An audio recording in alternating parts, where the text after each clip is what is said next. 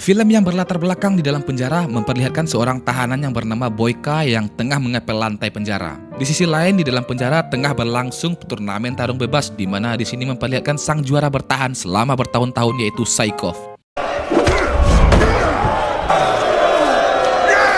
Selesai dengan perhelatannya, sipir penjara berjalan dengan si konglomerat investor petarung yang bernama Saikov itu tak sengaja menjatuhkan uangnya di depan Boyka. Bukannya mengambil uang itu, tetapi si Boyka berkata, Let him have it, look. I don't want your fucking money. Keesokannya Boyka diminta untuk menghadap kepala penjara. Tanpa basa-basi, si kepala penjara langsung mengatakan kepada Boyka bahwa permohonan untuk pembebasan bersyarat Boyka ditolak, yang artinya masa tahanan Boyka akan berlanjut sampai 15 tahun ke depan. Dengan alasan kejahatan yang Boyka lakukan sangatlah parah, ucap kepala penjara. Eligible to come before the end. Keesokannya si investor yang bernama Gaga itu menemui Boyka di dalam selnya dan menawarkan sel yang lebih nyaman dari sekarang Boyka tempati, lalu bekerja menjadi tamping di perpustakaan. Made a lot of money for me in the past. This is where I am. Dan ternyata si Boyka ini dulu adalah petarung handal yang selalu menghasilkan uang yang banyak untuk si Gaga. Karena sebelum juara bertahan Saikov ini muncul, Boyka adalah petarung yang selalu bertahan di kemenangannya di penjara ini. Namun ia pensiun dari pertarungannya akibat cedera yang dialaminya di pertarungan terakhir. Dengan tawaran yang diberikan oleh Gaga tadi, Boyka menolaknya mentah-mentah. Akan tetapi di sini Boyka meminta Gaga untuk mengembalikan lagi dia ke turnamen itu. Tetapi melihat kondisi Boyka yang pincang, Gaga mengatakan bahwa kau hanya ingin bunuh diri untuk menghadapi Saikov, petarung terhebat yang Gaga punya sekarang. Ketika turnamen yang sedang berlanjut, Boyka hanya bisa menonton dengan penuh kekesalan karena Boyka tidak dapat mengikuti turnamen ini. Melihat ini, Boyka terus membakar semangatnya untuk melatih kembali fisiknya karena merasa yakin bahwa dia layak mendapatkan gelar juara bertahan lagi di turnamen ini. Untuk menambah percaya dirinya, Boyka kembali merubah penampilannya yang sudah gondrong tak karuan menjadi seperti dulu lagi. In our elimination tournament, it's competition. Next scene, ketika turnamen berlangsung, nampak si Saikov yang selalu memenangkan pertarungan itu. Boyka muncul dengan menyiram Saikov menggunakan seember air bekas pelnya. Saking keras hatinya, Boyka mengatakan dia ingin bertarung lagi di tengah turnamen itu. Tetapi polisi malah menarik Boyka kembali. Namun si Gaga yang muak meminta sipir membiarkan Boyka bertarung.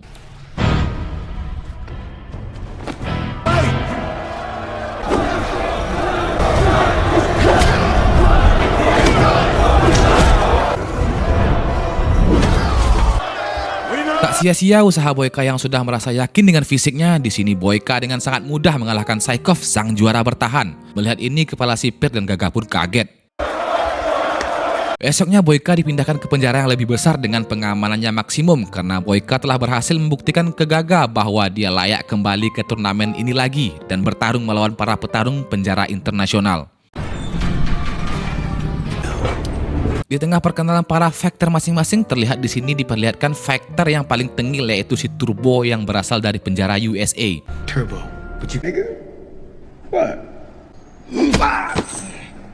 Dan inilah perjalanan para fighter di turnamen Prison Speech Competition atau PSG. Keesokannya Boyka dan para tahanan lain dibawa ke sebuah tambang untuk bekerja. Di sini borgol mereka dilepaskan, akan tetapi para tahanan akan dirantai kakinya satu sama lain dan dijaga ketat oleh polisi dengan persenjataan yang lengkap. Di tengah bekerja, lagi-lagi Turbo, tahanan yang tengil itu, mencoba mencari keruh ke Boyka. Hey!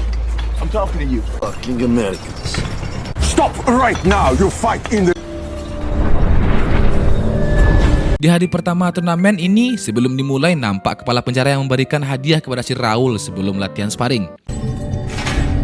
Nampaknya Raul ini adalah tahanan yang paling disegani di penjara ini dan dia selalu dimanjakan oleh para petinggi dan polisi di penjara ini. Bisa kita simpulkan mungkin si Raul ini adalah sang juara bertahan di penjara ini. Permulaan turnamen ini dimulai dengan dihadapkannya antara Andriago Silva, fighter asal Brazil, dan Petros, fighter yang berasal dari Yunani.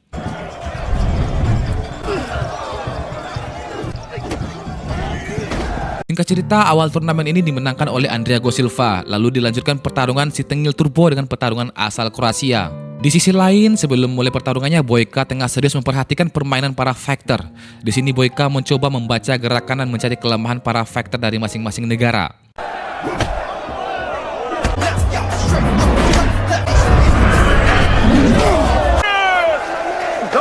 Dan inilah saatnya untuk Boyka beraksi untuk pertama kalinya melawan Factor yang berasal dari Prancis. Singkat cerita, Boyka sangat mudah menumbangkan lawannya dengan teknik-teknik yang memukau.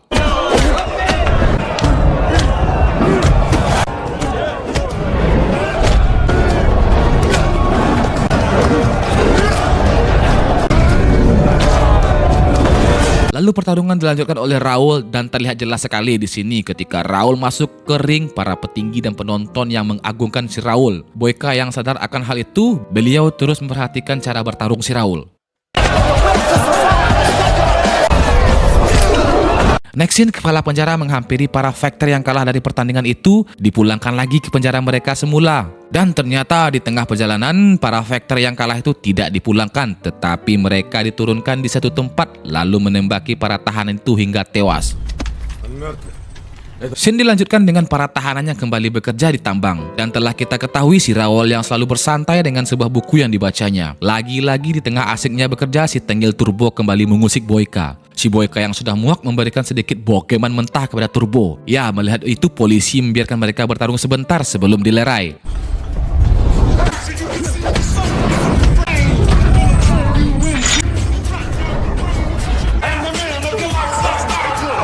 Dengan kejadian itu, mereka berdua dihukum di penjara isolasi yang sempit, bahkan saking sempitnya untuk jongkok pun mereka tidak bisa. Karena bersebelahan dengan Boyka, Turbo selalu mengoceh. You know that, right? Nigga, where I'm from. Bitches do that. Keesokan harinya, Gaga dan investor Turbo pergi menghampiri Factornya masing-masing. Sesuatu di luar dugaan, ternyata para investor ini tidak tahu bahwa para Factornya di penjara ini dipekerjakan di tambang, bukannya untuk sekedar bertarung. Ya jelas, di atas mafia ada mafia lagi. Mendengar itu, Gaga dan investor Turbo ini kesal, lalu menghampiri kepala penjara yang bernama Rezo. Kenapa Factornya disuruh untuk bekerja paksa? Di sini Rezo menjelaskan bahwa hal itu sengaja ia lakukan, di mana alasannya bahwa ini adalah bisnis bagi kita, ucap Rezo. Rezo meyakinkan mereka dan menyuruh tak usah menghiraukan jika Factor kalian kalah. Karena yang penting di sini bagaimana cara kita meraup keuntungan yang lebih banyak. Entah apa rencana Rezo, tapi yang pastinya ia berusaha untuk memenangkan si Factor yang selalu dia manjakan. Siapa lagi kalau bukan Raul, Factor yang berasal dari Kolombia itu. Singkat cerita, Gaga dan investor si Turbo setuju mendengar ucapan yang sangat menggiurkan dari Rezo dan mengabaikan jika Factor mereka kalah dari turnamen ini. Would you stop pulling? Next scene, ketika bekerja terlihat sekali Boyka dan Turbo sudah mulai akrab dan terbiasa dengan Turbo yang selalu mengoceh karena mereka berdua diikat dengan rantai yang sama pada kakinya. Di sini Turbo kesal dan mengoceh kepada Boyka karena mereka selalu kerja paksa, sedangkan si Raul, Factor Kolombia itu selalu dimanjakan oleh polisi dan para mafia itu. Boyka yang sudah mengetahui akal-akalan busuk para polisi itu memberitahu kepada Turbo bahwa kita di sini bukan bertahan untuk turnamen. Mendengar itu, ekspresi Turbo terlihat bingung. Lagi-lagi ketika masuk jam makan siang, Turbo dan Boyka yang belum menyantap sama sekali makanannya kembali dibawa ke tambang untuk bekerja lagi. Seperti biasa, Turbo yang selalu mengoceh dan Boyka yang sudah muak dan mengatakan kepada Turbo bahwa jangan terlalu polos dengan turnamen ini. Kita harus memikirkan keuntungan kita sendiri, jadi anggap saja ini latihan. Mendengar itu, Turbo mengerti apa yang maksud Boyka. Adapt. Overcome. Sembari bekerja, polisi yang mengawas terlihat heran melihat Turbo dan Boyka yang sangat semangat bekerja dan terlihat sudah sangat kompak. Tengah bekerja, tiba-tiba kaki Boyka yang cedera sedikit keseleo dan Turbo mengetahui hal itu memberikan tanaman di sekitarnya kepada Boyka bahwa minyak dari tumbuhan ini bisa mengobati lutut Boyka yang cedera. Di balik kepolosannya, ternyata si Turbo juga mengetahui banyak hal dan terlihat mereka sudah mulai kompak. Di tengah istirahat, mereka saling bercerita dari hati ke hati, di mana motivasi Turbo untuk menang adalah ia sangat ingin melihat anak-anaknya. Sedangkan alasan Boyka ingin menang adalah bahwa dia yakin dirinya adalah petarung yang paling lengkap di dunia. Inilah waktunya masuk ke turnamen semifinal, di mana pertarungan pertama akan dihadapi oleh Boyka melawan Factor Andriago Silva. Di tengah pertarungan, Boyka sedikit kewalahan menghadapi teknik capoeira dari Andriago Silva. Sontak hantaman Silva ini mengenai kaki Boyka yang cedera. Singkat cerita, dengan teknik kuncian dari Boyka berhasil membuat Andriago Silva menyerah pada pertarungan ini, yang akhirnya pertarungan ini dimenangkan oleh Boyka. Melihat pertarungan Boyka itu, Rezo mulai khawatir apakah Raul sang fighter Kolombia berhasil mengalahkan Boyka dan juga si Turbo. Lalu Rezo dan kepala penjara ini merencanakan sesuatu. Step up my efforts.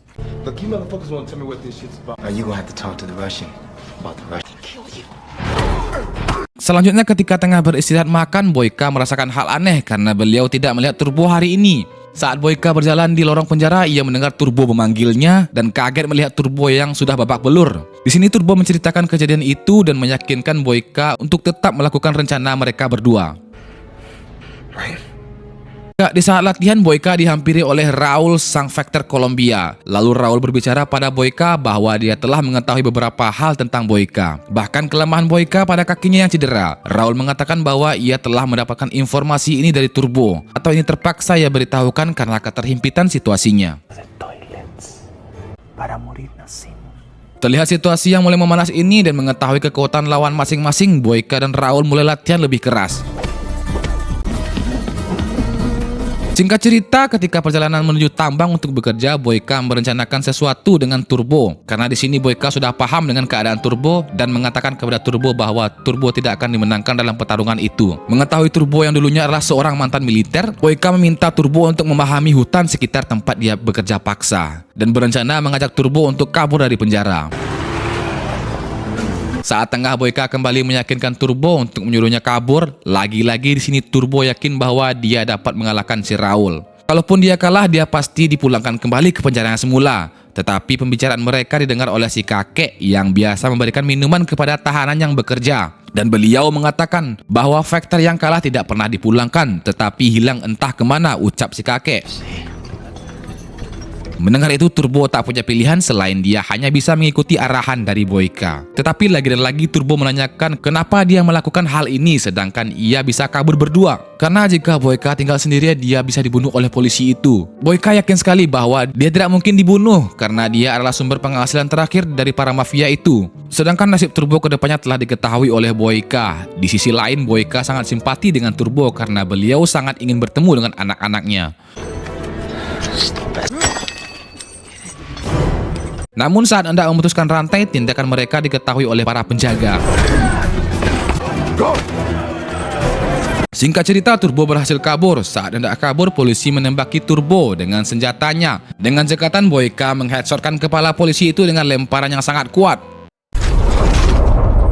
Setelah kejadian itu, si Boyka disekap. Saat sadar, beliau ingin bicara dengan Gaga, tetapi di sini Rezo mengatakan bahwa Gaga telah berada di pihak mereka, bukan lagi pada Boyka. Yang dimana itu ia lakukan semua hanya demi uang, uang, dan uang. Dimana si Gaga telah yakin bahwa Boyka akan kalah melawan si Raul lemes sang fighter dari Kolombia itu.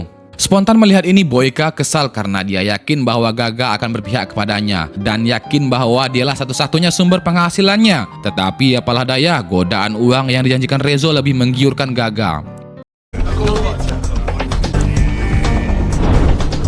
Oke, next, taruhan sudah dipasang. Saatnya kita saksikan pertarungan antara Boyka melawan Dolor si Raul dari Kolombia.